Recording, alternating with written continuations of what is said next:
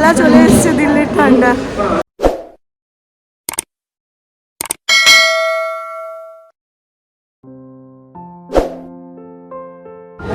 তো guys welcome back to my channel lifestyle with Sanchayita.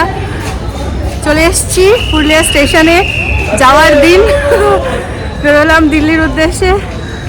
আর দুপুরবেলা train, অনেক কনফিউশনের পর ফাইনালি কাল আজ ভোরবেলাতে মেসেজ এলো যে হ্যাঁ টিকিটগুলো আমাদের কনফার্ম হয়েছে। প্রথমে তো সব দুটো টিকিটেই ওয়েটিং ছিল, তারপরে কালকে অবধি আমারটা মানে একটা টিকিট আরএসি হয়েছিল, মায়েরটা তখনও ওয়েটিং ছিল। ফাইনালি সকালবেলায় যখন চার্ট প্রিপেয়ার হলো দেখলাম দুটো টিকিটই কনফার্ম হয়ে গেছে, মানে লাকিলি আর কি। যাই হোক যাওয়া হচ্ছে, নাহলে 8 তারিখটা অপশানে ছিল যদিও বা। যাই হোক সমস্ত গুছানো বাগানো হয়ে গেছে, আর এত বেশি গুছানো বাগানো হয়েছে যে প্রচুর লাগেজ হয়ে গেছে। এটা একটা মানে হয় আর কি আমাদের। আর তারপরে অনেক দিনের জন্য যাচ্ছি, মানে নিয়ে যাচ্ছি, ওই জন্য আর কি আরও বেশি লাগেজ হয়ে গেছে। তো দিদি আর জোজো এসেছে, এত বেশি লাগেজ এনেছি। কটা লাগেজ আছে? ভারী আছে, অনেক ভারী। তো যাই হোক আমাদের দুজনের দ্বারা পসিবল না চাপানো, আর ওইখানেও আমাদের দুজনের দ্বারা পসিবল হবে না নামানো, অনির্বাণ আসবে।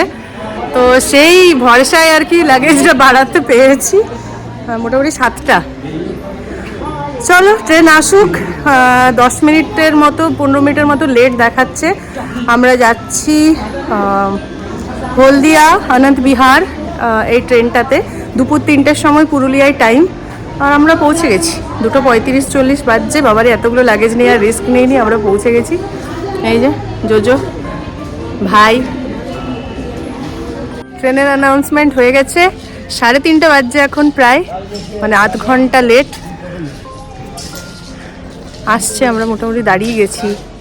ওই ছোটাছুটির ব্যাপারটা বিশাল ভয় লাগে,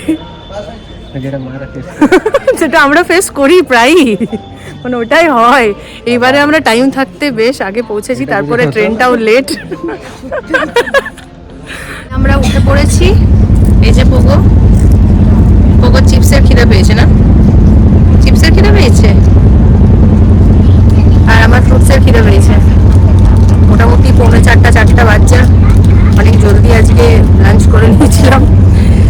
যাই হোক মা এখন খোঁজাখুঁজি করছে। ওর ঘুম ভেঙে গেছে, এক ঘুম দেওয়া হয়ে গেছিল না। বাজছে এখন 8টা প্রায়। গয়া স্টেশন একটু আগেই ক্রস করেছি, আর চলছে এভাবেই। আমরা আমাদের কম্পার্টমেন্টটা হচ্ছে 3E, মানে থার্ড এসি না। থার্ড এসি থেকে কতটা আলাদা, কি আলাদা সেটা আমি বলবো একটু পরে। এটাকে আমি নামাই, আমি ওটা আপনাদের সাথে শেয়ার করবো। মর্নিং, আমরা পৌঁছে গেছি, আর একদম রাইট টাইমে। মোটামুটি 10 মিনিট লেট, যেটা হতেই পারে। তো সবাই নেমে গেছে আমাদের এই জায়গাটার, মানে এই কম্পার্টমেন্টটার এখানে, কারণ সবচেয়ে বেশি লাগেজ আছে আমাদের। আর আমরাও নামবো এবার, তাই তো? তুমি নামবো তো? আমরা পৌঁছে গেছি। সো 3E কম্পার্টমেন্টের যেটা মেন স্পেশালিটি, নতুন এই বগিটা করা হয়েছে, দেখতে পাচ্ছ সবকিছুই নতুন, একদম প্লাই থেকে আরম্ভ করে সিট থেকে আরম্ভ করে। সেখানে এই একটা নতুন টাইপের বোতল রাখার র্যাক দেওয়া আছে, এখানে ফোন রাখার স্ট্যান্ড দেওয়া রয়েছে, আর রয়েছে রিডিং লাইট। পর্দা না, এখানে অ্যাডজাস্টেবল এইভাবে কার্টেন দেওয়া রয়েছে।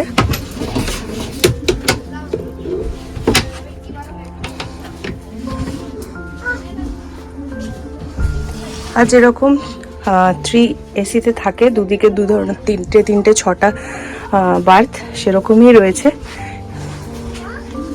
এখানে অ্যাডজাস্টেবল টেবিল রয়েছে,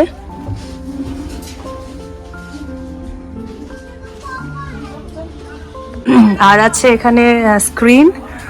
আর সবচেয়ে ইউনিক, মানে যেটা খুবই আমাদের সুবিধা হয়, সেটা হলো এই স্লাইডিং উইন্ডো, এই স্লাইডিং ডোর, এই জিনিসটা।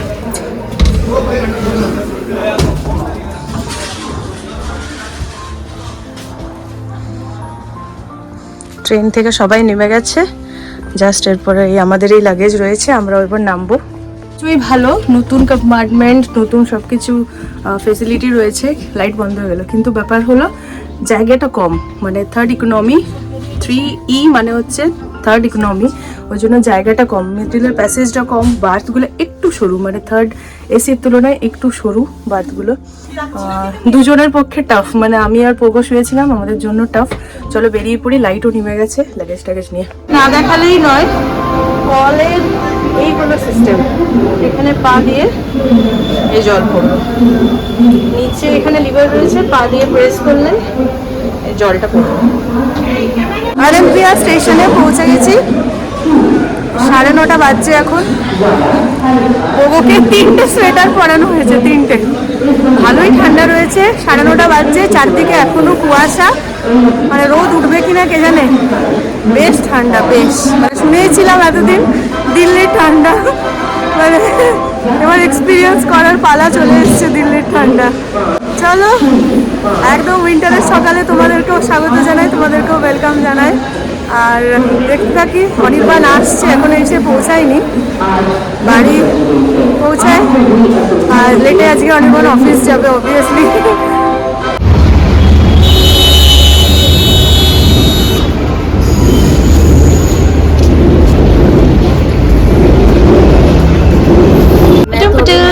मुझे तो अभी 10-15 मिनट लगेंगे।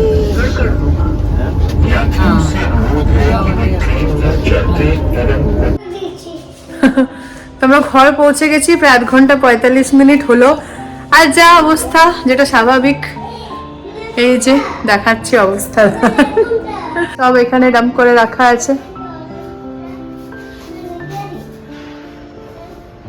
এই রুমে খাটটা ফিটিংস করা হবে। পুরো আমি রুম ট্যুর সব কিছু গোছানো বাগানো হয়ে যাক, তারপরে দেবো। একটা ওয়ার্ড্রবও রয়েছে, ফ্ল্যাটটা আমি ঘুরিয়ে দেখাবো পরে। এখন গোছানো বাগানো হয়ে যাক সম্পূর্ণভাবে, ভালোভাবে, তারপর মানে এরকম জগৎ দেখাতে আর ইচ্ছে করছে না আর কি। দুটো ব্যালকনি রয়েছে, গুড নিউজ, মানে যাই হোক, এই হলো ব্যালকনি থেকে ভিউ, মানে খোলামেলা ব্যাপারটা। 4 তলার ওপরে, ওই জন্য খোলামেলা। নিচতলাটা হলে অতটা খোলামেলা হতো না, যে এতটা দেখা যায়। এখনো কুয়াশা, মানে বাজছে এখন 12:30 প্রায়, এখনো এই অবস্থা। কি করব, তুমি উঠতে যেও না, ধুলা আছে বেটা, আমি পরিষ্কার করব তারপরে উঠবে। হ্যাঁ, এরপর এই ভিউটা প্রায়ই দেখতে পাবে। আমি এখান থেকে স্টার্ট করব ব্লগ, সকালবেলা গুড মর্নিংটা তো এখান থেকেই বলবো। ব্যালকনি থেকে বাইরের ভিউ দেখতে দেখতে গুড মর্নিং দিনটা শুরু করতে সত্যিই ভালো লাগে। আর মানে এতটা খোলামেলা যখন ব্যাপার, এই একটা ব্যালকনি রয়েছে, আর পাশের রুমে আরেকটা ব্যালকনি রয়েছে। মাস্টার বেডরুমে কোনো ব্যালকনি নেই, দুটো যে সাইডের রুম রয়েছে সেগুলোতে ব্যালকনি রয়েছে। আর সামনেই মেট্রো, এই যে মেট্রো লাইন যাচ্ছে এখান দিয়ে। তো চলো, আজকে মনে হয় না ভালো রকম বেশি ব্লগটা কন্টিনিউ করতে পারবো, কারণ প্রচুর কাজ রয়েছে। ধুলা আছে বেটা, নামো, আমি পরিষ্কার করে দিই, দিয়ে চাপবে। প্রচুর কাজ রয়েছে, দেখতেই পেলে ঘরের অবস্থা। মোটামুটি একটু ক্লিন করে রান্না বান্না ও খাবারেরও অ্যারেঞ্জমেন্ট করতে হবে, যতটা না করলে নয়। গ্যাসও চলে আসবে আজকেই। চলো কাজকর্মে লেগে পড়ি, স্নান করি ফার্স্টে। পোগোকে বাড়িতে রেখে আমি আর অনির্বাণ বেরিয়েছি এখন একটু জায়গাটা দেখতে, মানে ও তো অফিস চলে যাবে। একটু না আশেপাশটা দেখে নিলে তখন চাপে পড়ে যেতে পারি, ওই আর কি। বেশ ঠান্ডা, মানে বেশ ঠান্ডা। রেডি 1টা বাজছে এখন, দেখে বুঝতেই পারবে না 1টা বাজছে। মানে আমাদের পুরুলিয়াতে মোটামুটি 7টা, যেরকম লাগে সেরকম লাগছে। মাথা খারাপ ঠান্ডা আছে।